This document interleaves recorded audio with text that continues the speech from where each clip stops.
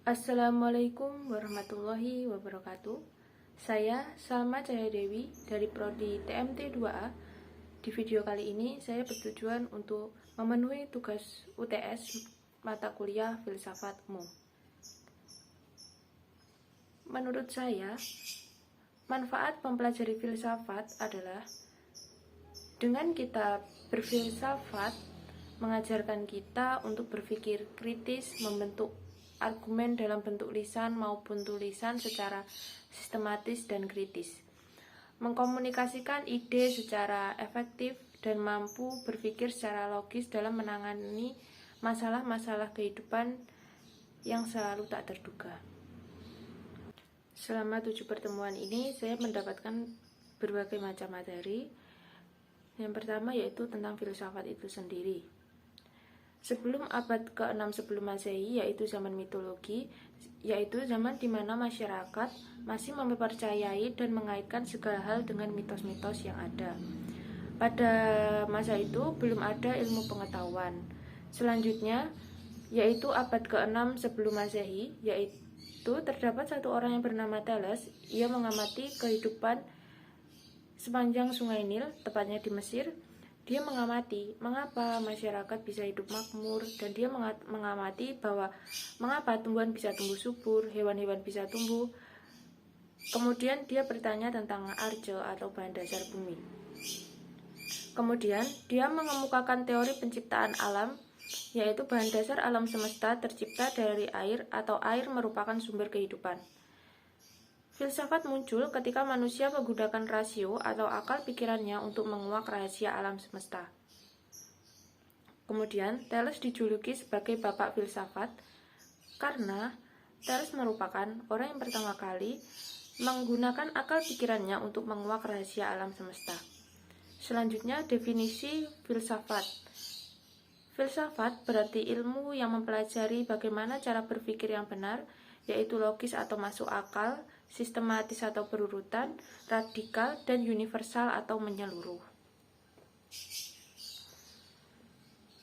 Selanjutnya, objek filsafat. Objek filsafat dibagi menjadi dua, yaitu objek material berupa materi atau bahan yang akan dikaji, dan objek formal berupa form atau bentuk atau point of view atau sudut pandang atau pendekatan. Ruang lingkup filsafat. Pertama, ontologi merupakan ilmu yang mempelajari tentang hakikat. Kedua, epistemologi adalah cara untuk mendapat pengetahuan. Ketiga, aksiologi merupakan nilai guna atau manfaat ilmu pengetahuan atau etika keilmuan. Kedudukan dan ruang lingkup kajian filsafat. Pertama, kedudukan filsafat dalam ilmu pengetahuan filsafat disebut sebagai the mother of knowledge, karena filsafat kedudukannya sangat penting. Kenapa disebut sebagai the mother of knowledge? Karena filsafat itu melahirkan berbagai macam ilmu pengetahuan. Kedua, ruang lingkup kajian filsafat. Yang pertama yaitu metafisika, ilmu yang mempelajari tentang hakikat di balik sesuatu yang ada atau yang tersembunyi. Metafisika terbagi menjadi dua, yaitu metafisika umum atau ontologi dan metafisika khusus atau kosmologi. Metafisika umum atau ontologi meneliti hakikat secara umum, secara menyeluruh, dan makna tertinggi dilihat dari berbagai perspektif. Sedangkan metafisika khusus atau kosmologi berupa tematik, contohnya penciptaan alam semesta, dan dilihat dari sudut perspektif dan makna hakiki dari bilangan-bilangan yang merupakan filsafat material.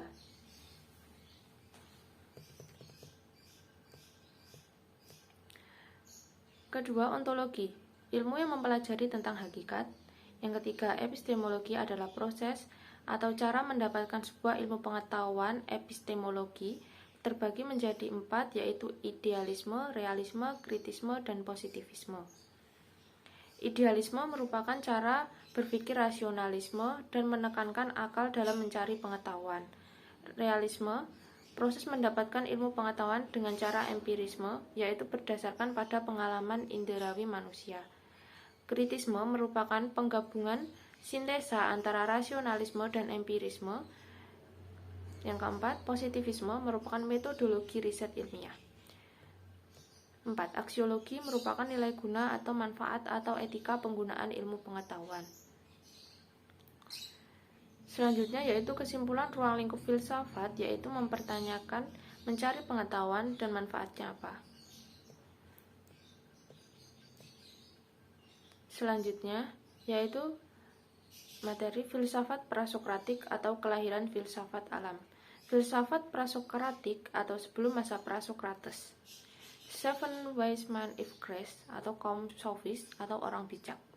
Pertama, Thales berpendapat bahwa bahan dasar alam semesta adalah air. Kedua, Anaximenes berpendapat bahwa bahan dasar alam semesta adalah udara. Ketiga, Anaximenes berpendapat bahwa bahan dasar alam semesta adalah apeiron. Apeiron merupakan sebuah zat yang sifatnya sempurna, kekal merujuk ke Tuhan. Keempat, Pythagoras berpendapat bahwa alam semesta ibarat sebuah bilangan. Kelima, Empedocles berpendapat bahwa alam semesta tersusun dari beberapa zat, yaitu air, api, tanah, dan udara. Keenam, Parmenides terdapat 4 pendapat, yaitu yang ada itu ada, yang tidak ada itu tidak ada, yang ada tidak mungkin tidak ada, yang tidak ada tidak mungkin ada. Ketujuh, Demokritos berpendapat bahwa alam semesta tersusun atas atom. Selanjutnya yaitu kebijakan Sokrates. Kebijakan Sokrates yang pertama adalah dunia bayang-bayang atau the story of caveman, yaitu kisah manusia gua. Yang kedua yaitu metode filsafat Sokrates.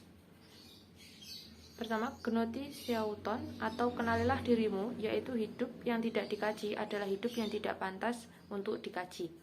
Kedua, meutika seuton. Ketiga, dialektika atau percakapan dua orang atau lebih. Yang ketiga, yaitu kebenaran universal, yaitu kebenaran yang bersifat umum dan dipakai oleh banyak orang. Selanjutnya, yaitu kebenaran relatif, merupakan kebenaran yang bersifat khusus atau subjektif dan berubah-ubah. Idealisme Plato. Idealisme berasal dari dua kata, yaitu idea yang berarti pemikiran dan juga isme yang berarti paham atau aliran. Idealisme merupakan paham atau aliran yang menyatakan bahwa realitas yang sejati adalah apa yang ada di dalam dunia ide. Realitas yang sejati, sesuatu yang sifatnya kekal, yaitu dunia ide. Realitas terbagi menjadi dua, yaitu realitas ide dan indrawi. Realitas ide bersifat tetap dan abadi, yaitu realitas sejati atau hakiki. Sedangkan untuk realitas indrawi, yaitu berubah-ubah dan tidak kekal. Selanjutnya, yaitu kebaikan universal, yaitu kebaikan yang tak hanya dapat diwujudkan oleh satu orang. Selanjutnya kita membahas tentang realisme Aristoteles. Aristoteles ini pendapatnya jauh beda dengan Plato. Menurut Aristoteles, realisme hanya membahas yang nyata yang ada di indera kita. Realisme berasal dari dua kata, yaitu real yang berarti nyata dan isme yang berarti aliran. Realisme adalah paham atau aliran filsafat yang menyatakan bahwa realitas yang sejati adalah apa yang nyata atau real dan dapat ditangkap oleh indera manusia. Realisme Aristoteles selalu membahas yang ada. Pertama, forma dan materia. Forma yaitu bentuk yang berarti abstrak dan juga materia atau bahan yang berarti real. Selanjutnya, 10 kategori untuk memaknai yang ada. Pertama, substansi. Kedua, kualitas. Ketiga, kuantitas atau jumlah. Keempat, keadaan. Kelima, ruang. Keenam, waktu. Ketujuh, memiliki. Kedelapan, positivitas atau sebab akibat.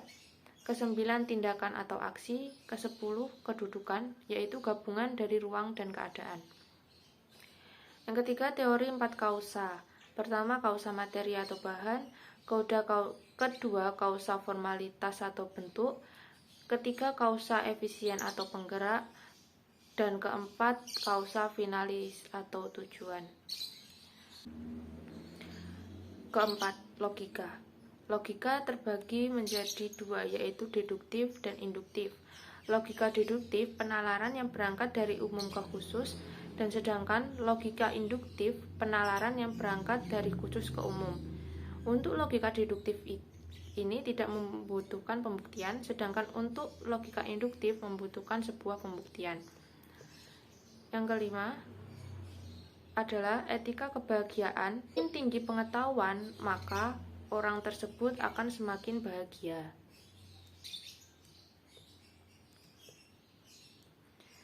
Selanjutnya, Helenisme dan filsafat abad pertengahan. Helenisme berasal dari kata Helen yang berarti Yunani itu sendiri.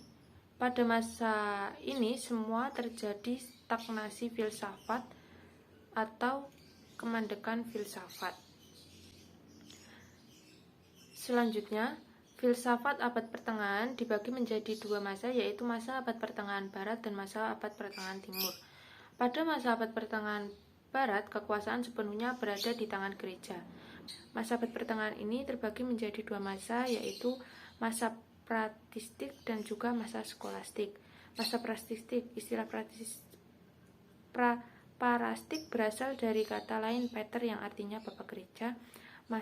Dan juga masa skolastik, istilah skolatik adalah kata sifat yang berasal dari kata skul yang berarti sekolah. Jadi skolatik berarti aliran atau yang berkaitan dengan sekolah. Selanjutnya masa abad pertengahan timur. Pada masa ini bisa dibilang sebagai masa keemasan Islam atau the Golden Age.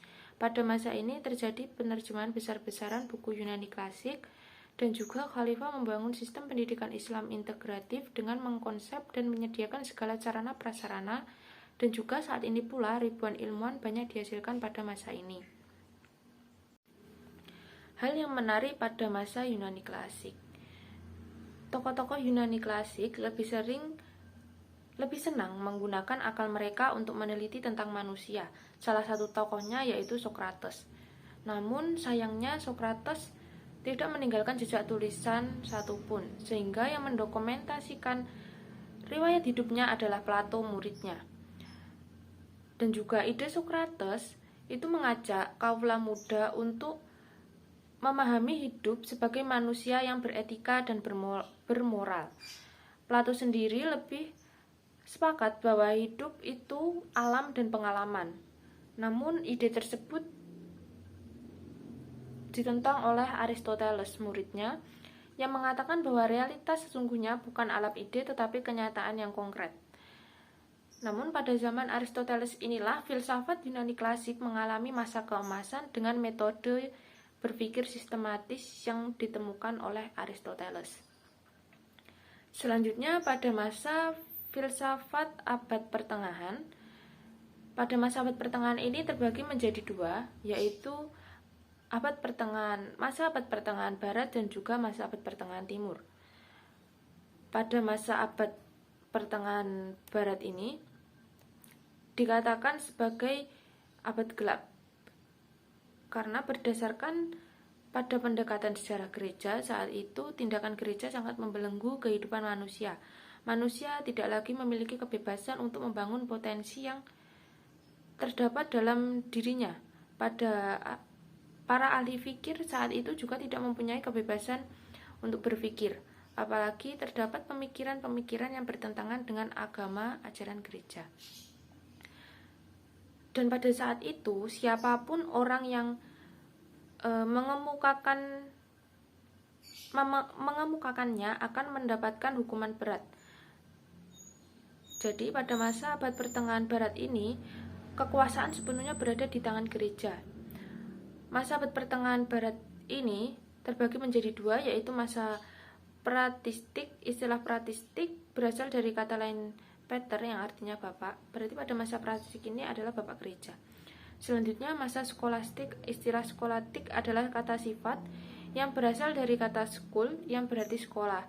Jadi skolastik ini berarti aliran atau yang berkaitan dengan sekolah. Dan pada masa ini mulai bermunculan sekolah-sekolah teologi barat. Selanjutnya masa abad pertengahan timur. Pada masa ini dapat dikatakan sebagai masa keemasan Islam atau the Golden Age. Dunia Islam tumbuh lebih besar dan lebih kuat. Pada masa ini terjadi peristiwa penerjemahan besar-besaran buku Yunani klasik. Kemudian Khalifah membangun sistem pendidikan Islam integratif dengan mengkonsep dan menyediakan semua sarana prasarana, dan juga pada masa abad pertengahan timur, ribuan ilmuwan dihasilkan pada masa ini. Sekian penjelasan dari saya. Bila ada salah-salah kata, saya mohon maaf. Wassalamualaikum warahmatullahi wabarakatuh.